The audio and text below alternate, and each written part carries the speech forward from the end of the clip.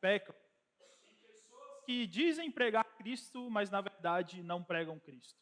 Senhor Jesus. E nós vamos começar desfrutando do capítulo 2, versículo 18. Ele fala assim: filhinhos, esta é a última hora. E como vocês ouviram que o anticristo vem, também agora muitos anticristos têm surgido. Por isso sabemos que é a última hora. Senhor Jesus, aqui a palavra deixa claro para nós que vai haver anticristos, no plural. E quem são esses anticristos? Né? Aqui no decorrer do capítulo, nós vamos ver que esses anticristos são aqueles que negam a Jesus como Cristo, ou seja, eles negam o Pai e o Filho, eles não conhecem a verdade, eles não têm o Pai e eles não são dos nossos. E o que fazem esses anticristos? Na verdade, eles têm uma vida de fingimento, porque eles fingem sempre ser alguma coisa que eles não são.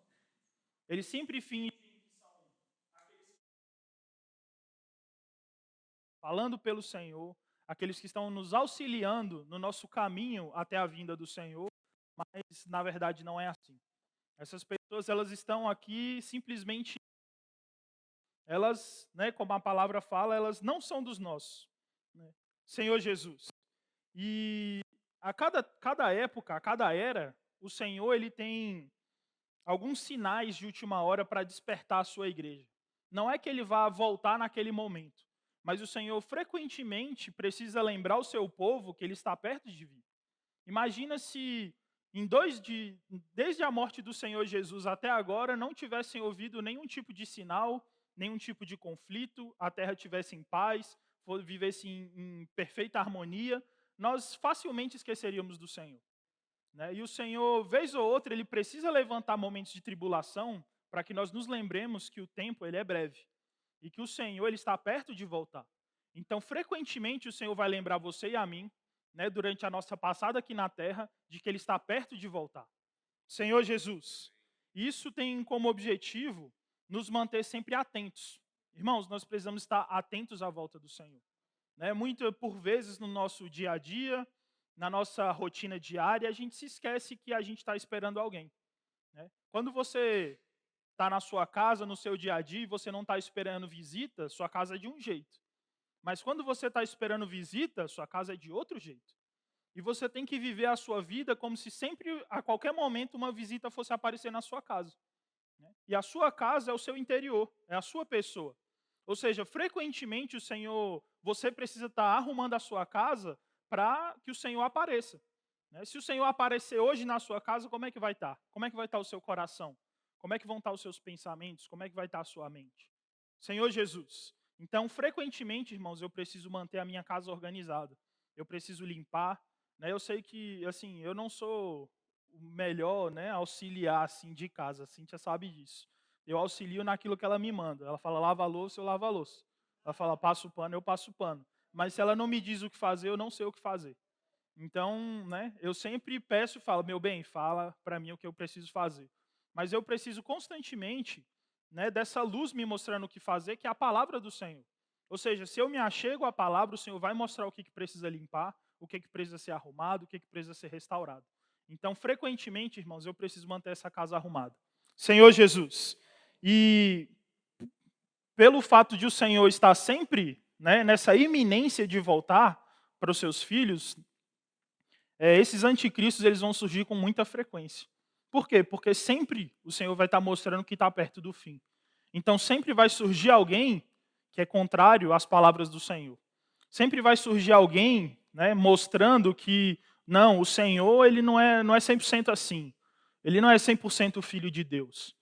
Sendo que nós temos muitas provas, além da nossa fé, nós temos provas humanas de que de fato o Senhor veio para essa terra. E a nossa fé, a graça que o Senhor deu a cada um de nós, ela complementa essas coisas humanas. Senhor Jesus, ó Senhor Jesus. E esse espírito do anticristo, irmãos, ele age desde muito tempo e ele vai continuar agindo até a volta do Senhor. E na volta do Senhor, esse espírito vai de fato se consumar. O anticristo ele vai de fato surgir.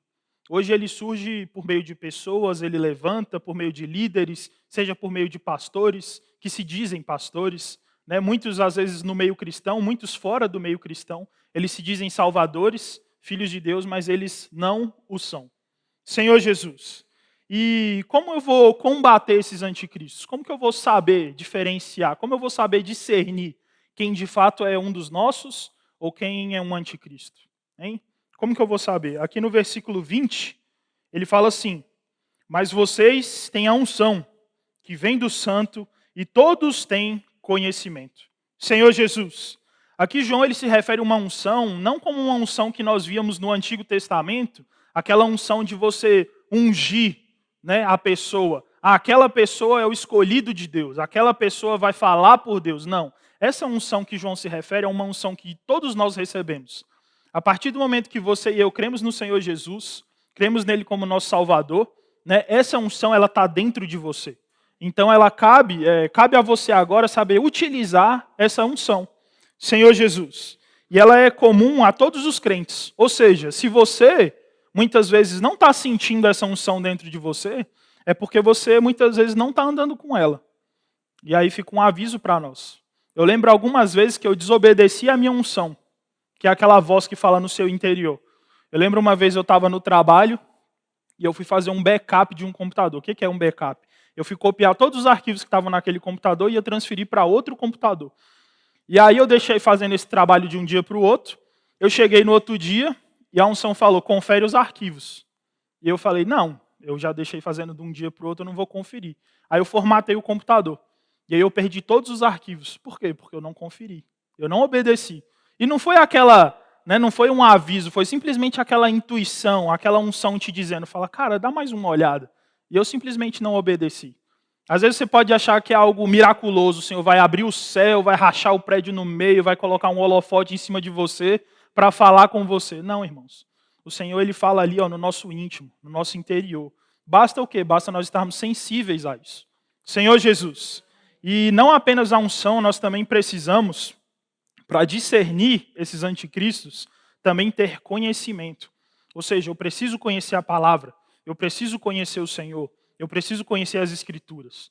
Né? Se esses anticristos eles falam que Jesus não é o Cristo, se você conhecer as Escrituras, você vai saber que Jesus é o Cristo.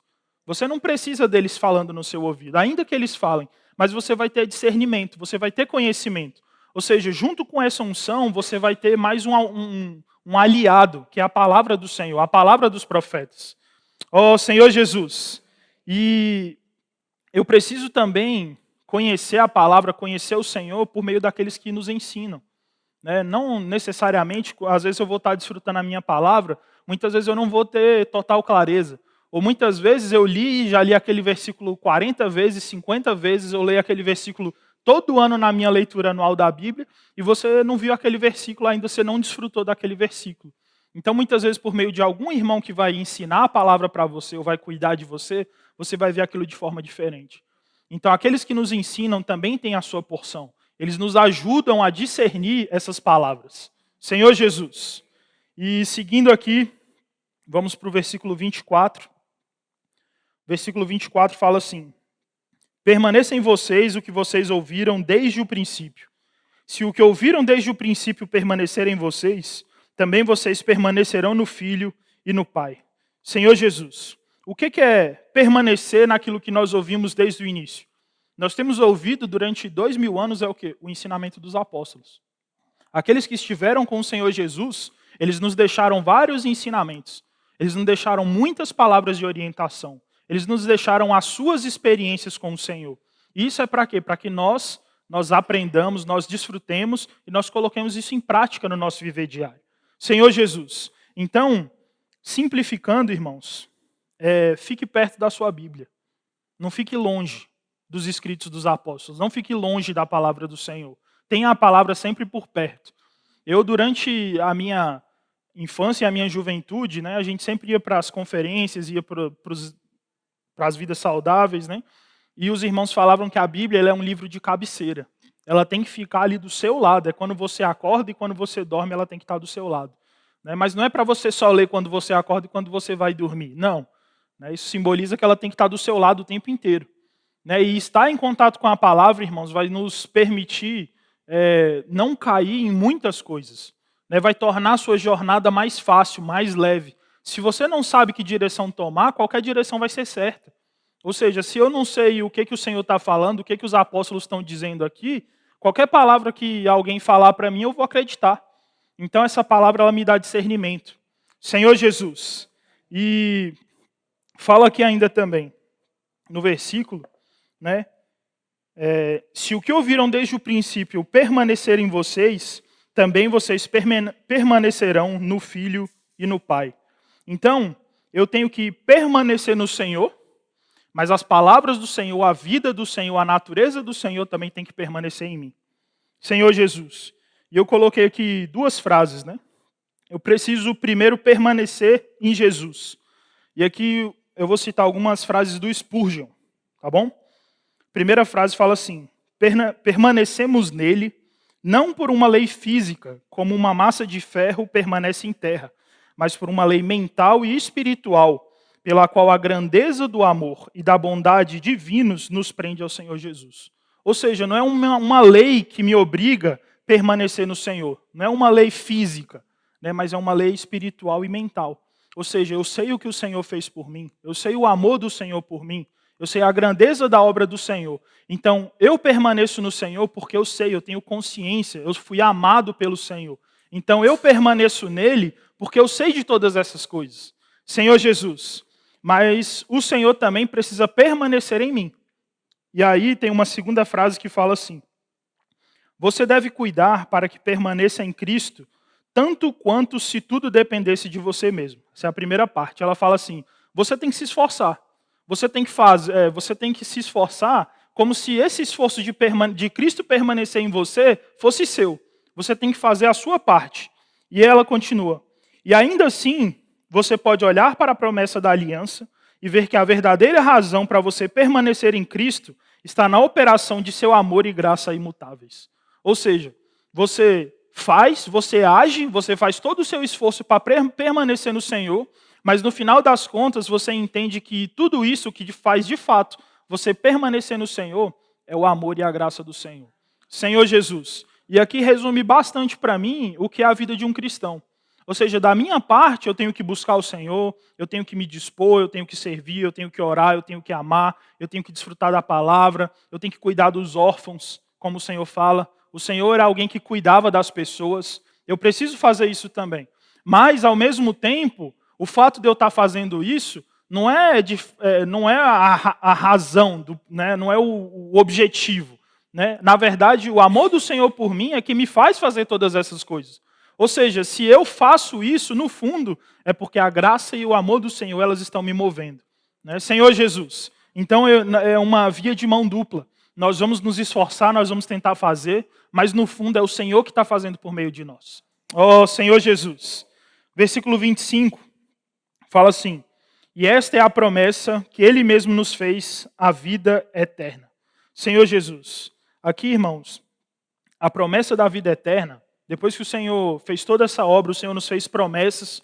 Uma dessas promessas, a da vida eterna, ela é real. Não creia que a vida eterna não é real. Por quê? Porque você precisa da vida eterna hoje.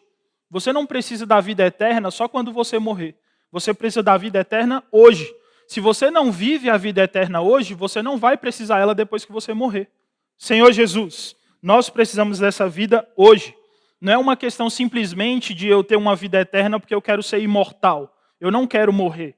Você vai passar pela morte, isso é natural. Alguns sim, alguns não. Alguns já passaram, outros não vão passar. Amém. E a vida eterna, ela não vai começar simplesmente quando você partir. Né? Ou seja, durante toda essa sua vida, você ficou aqui, você creu no Senhor, mas você não fez nada.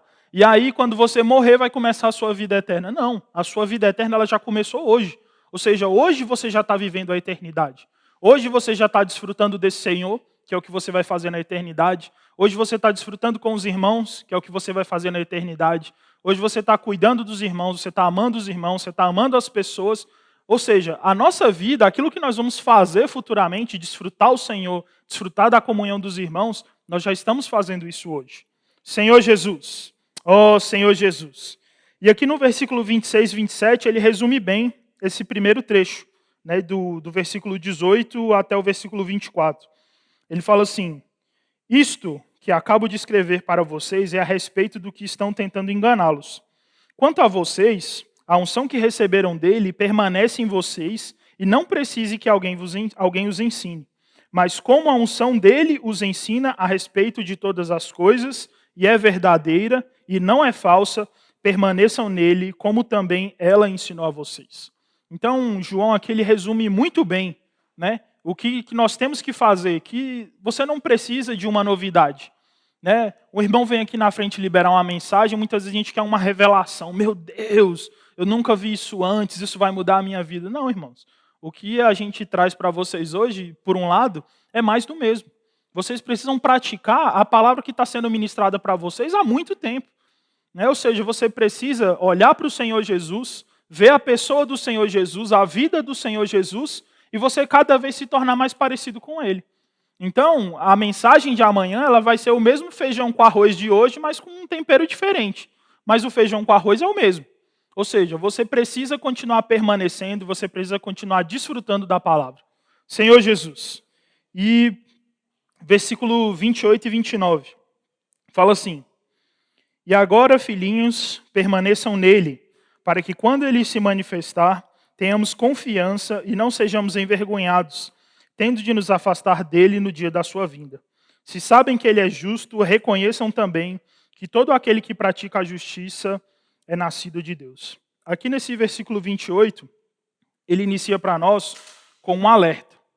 Porque a volta do Senhor Jesus, para alguns, ela pode ser uma maravilha, mas para alguns cristãos, eles vão ter medo e vergonha quando o Senhor Jesus voltar. Por quê? Porque eles tiveram a vida inteira para conhecer o Senhor Jesus, para ser íntimos do Senhor Jesus, conhecer a pessoa do Senhor, o que o Senhor fez, o que o Senhor pregou. Eles tiveram a vida inteira para fazer isso, mas eles não o fizeram. Então, quando o Senhor se colocar de frente deles, eles vão ficar envergonhados. Ou muitas vezes não vão querer que o Senhor volte. Por quê? Porque eu não quero ser confrontado. Eu não quero passar vergonha diante de Cristo. Então, muitas vezes eu não busco a volta do Senhor. Senhor Jesus. E para nós, irmãos, a volta de Cristo ela tem que ser uma glória, algo que nós esperamos. Fala, eu quero me encontrar diante do Senhor porque eu conheço a pessoa que eu estou esperando. Eu conheço o Senhor Jesus. Eu desfruto da presença do Senhor Jesus todo dia. Eu sei quem Ele é, eu sei o que Ele fez por mim, o tanto que Ele me amou. Então, eu quero ver o Senhor Jesus. Você tem uma ansiedade para ver aquela pessoa. Às vezes você tem um parente distante que você não vê há muito tempo, e quando você vai ver, você chega a criar aquela ansiedade, né? Fala, rapaz, faz muito tempo que eu não vejo. Né? Por exemplo, muitas vezes, a primeira vez que eu fui visitar a minha irmã que mora nos Estados Unidos, eu estava uns 5 anos sem vê-la, mais ou menos.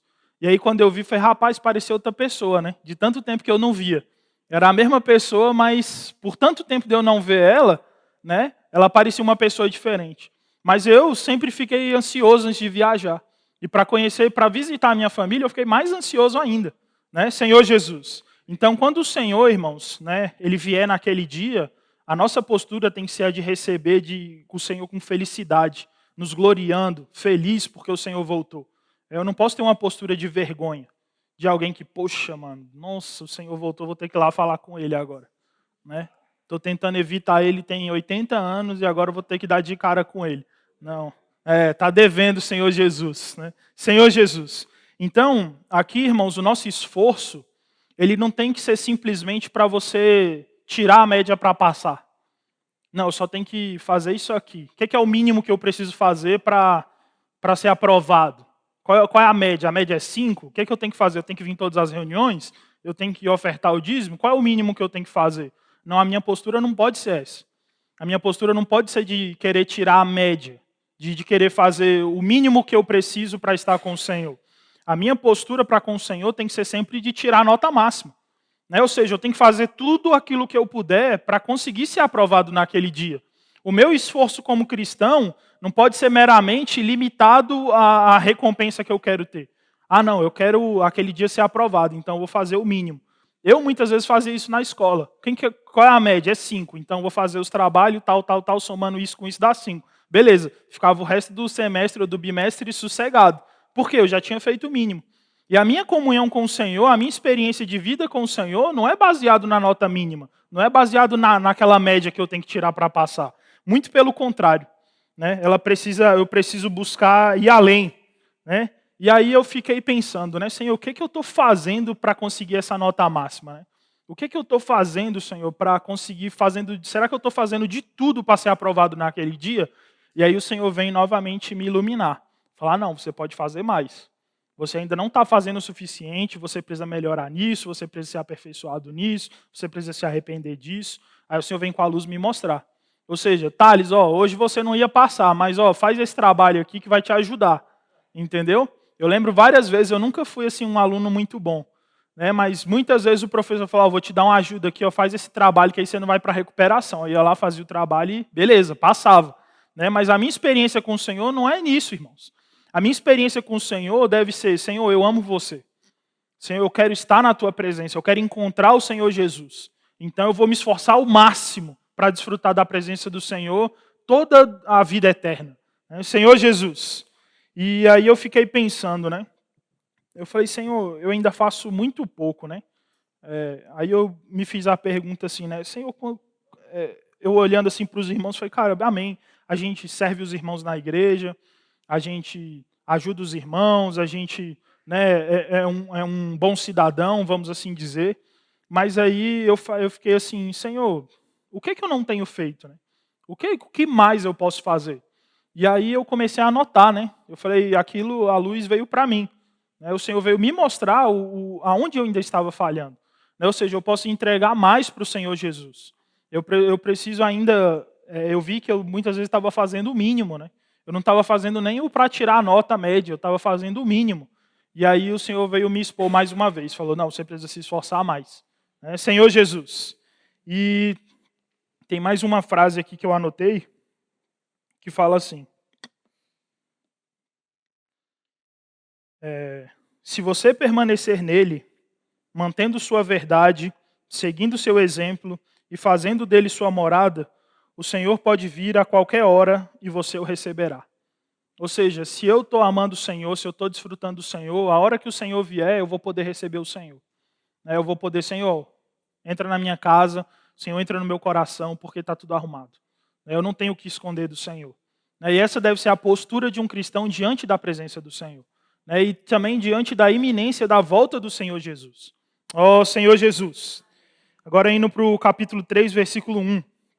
Fala assim, vejam que grande amor o Pai nos tem concedido, a ponto de sermos chamados filhos de Deus, e de fato somos filhos de Deus. Por essa razão o mundo não nos conhece porque não o conheceu. Aí eu fiquei vendo, né? Por que essa preocupação toda do Senhor em nos fazer, né, ser aceitos naquele dia? Porque o Senhor, Ele amou você e a mim. E eu sei que frequentemente a gente desfruta de um hino, a gente lê ou a gente ouve uma palavra falando do amor do Senhor. Mas esse amor ele precisa ser frequentemente novo. Assim, por exemplo, vou colocar aqui a minha relação com a minha esposa. Né? Frequentemente ela faz coisas que eu vejo o amor dela por mim. Frequentemente as atitudes dela lembram o tanto que eu amo ela e o tanto que ela me ama. Então, a mesma coisa com o Senhor. O Senhor frequentemente ele vai lembrar você do amor dele, do que ele fez por você, e também ele tem que lembrá-lo do que você tem que fazer para ele. É uma via de mão dupla. O Senhor ele já nos amou. E esse foi um amor unilateral. Ou seja, no início, só o Senhor amou. Eu não amava. Muito pelo contrário, eu era todo errado. Tem uma última frase que fala assim, vocês, pobres que me amam, vocês, doentes, vocês, desconhecidos, pessoas obscuras, sem nenhum talento, eu publiquei diante dos céus e da terra e fiz com que os anjos soubessem que vocês são meus filhos e não me envergonho de vocês. Eu me glorio no fato de tê-los tomados como meus filhos e filhas. E aí eu vi, Senhor, olha com grande amor. Se você for olhar aqui, pobres, doentes, desconhecidos, pessoas obscuras, sem nenhum talento. Aí eu falei, rapaz, uma pessoa sem nenhum talento. A palavra fala que, no mínimo um, você tem. Mas naquela condição, nem talento nós tínhamos. Nós não tínhamos literalmente nada para oferecer para o Senhor, e o Senhor amou você e o Senhor me amou. Senhor Jesus, esse amor, irmãos, é maravilhoso. né? E eu fiquei olhando enquanto eu estava desfrutando. Eu falei, Senhor, eu não tenho como medir esse amor. Eu tenho que me render. Senhor, o que você fez por mim foi muito grande, foi maravilhoso. Eu tenho que amar o Senhor de volta, eu não tenho outra opção. Eu tenho que desfrutar do Senhor, eu tenho que servir as pessoas, eu tenho que amar as pessoas, eu tenho que andar na luz, eu tenho que desfrutar da palavra, tem que gerar um desespero, porque é muito amor envolvido, né? Senhor Jesus. E Deus, ele foi muito além de uma compaixão caridosa. Ele não simplesmente se compadeceu de nós, falou, poxa, eles vão perder a vida eterna, que pena. Não, toma aqui uma saída aqui, beleza, continua. Não. O Senhor ele teve uma postura muito diferente do que uma compaixão, muito maior. Senhor Jesus, Deus ele foi muito além a ponto de nos chamar de filhos. Senhor Jesus, o Senhor nos chamou de filhos de Deus. Ó Senhor Jesus. E o amor, irmão, o amor que eu tenho o amor que eu tenho para com os irmãos, ele tem que ser semelhante a esse amor que o Senhor teve por mim, que Deus teve por mim. Ou seja, esse amor grande, que amou pessoas doentes, desconhecidas, obscuras, sem nenhum talento, esse mesmo amor eu tenho que amar cada um dos irmãos. Ou seja, não é porque o irmão tem 1 talento, o irmão tem 3 talentos, o irmão tem 5 talentos que eu vou amar. Eu vou amar independente de qualquer coisa. Eu tenho que amar porque o Senhor me amou, e esse amor que está em mim é o amor que eu vou amar vocês. Simplesmente o amor que eu tenho eu vou compartilhar. Senhor Jesus. Ó Senhor Jesus. E aqui no versículo 2, ele fala assim, amados, agora somos filhos de Deus, mas ainda não se manifestou o que haveremos de ser. Sabemos que quando ele se manifestar, seremos semelhantes a ele, porque haveremos de vê-lo como ele é. Senhor Jesus. E o que eu desfrutei aqui, foi porque, por nós sermos filhos de Deus, nós estamos alheios ao mundo. E aí eu fico olhando assim, se você olha para o meio cristão, como um todo hoje, você vê que, na verdade, o mundo cristão ele está correndo cada vez mais para se parecer com o mundo. Ele não está correndo para se parecer mais com Cristo. Não, cada vez mais ele está abaixando o padrão, abaixando, e está se parecendo cada vez mais com o mundo.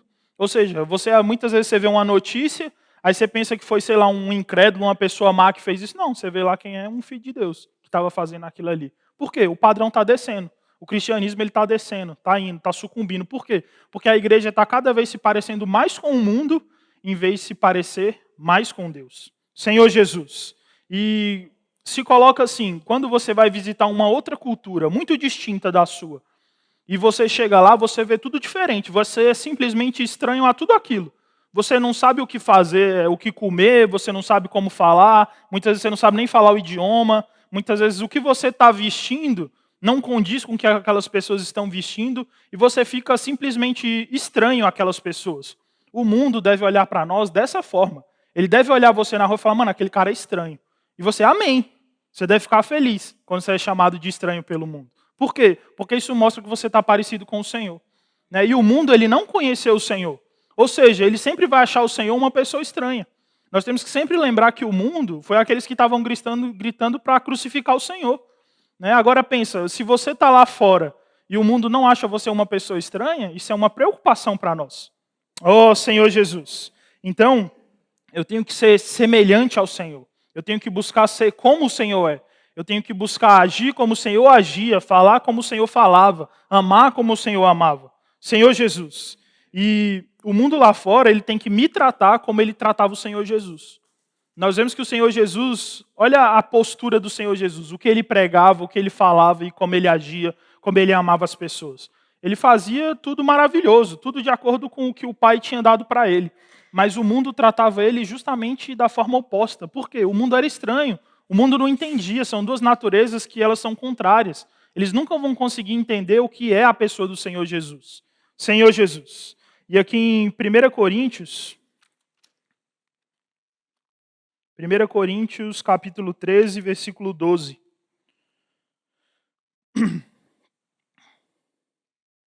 Fala assim, porque agora vemos como num espelho, de forma obscura. Depois veremos face a face. Agora meu conhecimento é incompleto. Depois conhecerei como também sou conhecido. Ou seja, hoje você não vai conhecer da forma correta como é o Senhor Jesus, a grandeza do Senhor Jesus. Você não vai conseguir, de fato, mensurar tudo aquilo que o Senhor fez por você, o tanto que Ele amou e quem é o Senhor Jesus. A nossa mente nos limita a isso.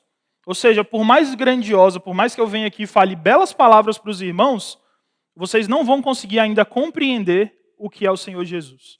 Mas nesse dia, né, no dia que o Senhor se revelar, no dia que o Senhor voltar, nós vamos conseguir contemplar. E aí, irmãos, uma esperança para nós também. Não só o que o Senhor Jesus é, mas aquilo que nós também nos tornamos durante a nossa jornada. Senhor Jesus. Então hoje você pode olhar para os irmãos aqui e falar, não é dos melhores não. Realmente o Senhor pegou os piores, né? Aquela sobra de estoque, aquela sobra de feira que ninguém queria. É a mesma coisa chegar no Ceasa 10 horas da manhã. Não tem mais fruta boa, não tem mais nada. É só o resto. Né? E você pode pensar que muitas vezes foi essas pessoas que o Senhor escolheu. Sim, eu olhando com meus olhos humanos, eu vou olhar e falar, realmente, o Senhor não escolheu nada de bom. Mas naquele dia, quando os irmãos forem glorificados juntamente com o Senhor, eu vou ver que vocês de fato são valiosos. Eu vou ver que os irmãos de fato foram moldados, foram trabalhados, aperfeiçoados, conheceram de fato a pessoa do Senhor e se tornaram como Ele é. Oh, Senhor Jesus! Senhor Jesus! Prosseguindo aqui para o versículo 3. E todo o que tem essa esperança nele, purifica a si mesmo, assim como ele é puro. Na nossa caminhada cristã, não tem como, irmãos, eu me achegar ao Senhor sem buscar sempre ser santo e puro. Isso é uma necessidade.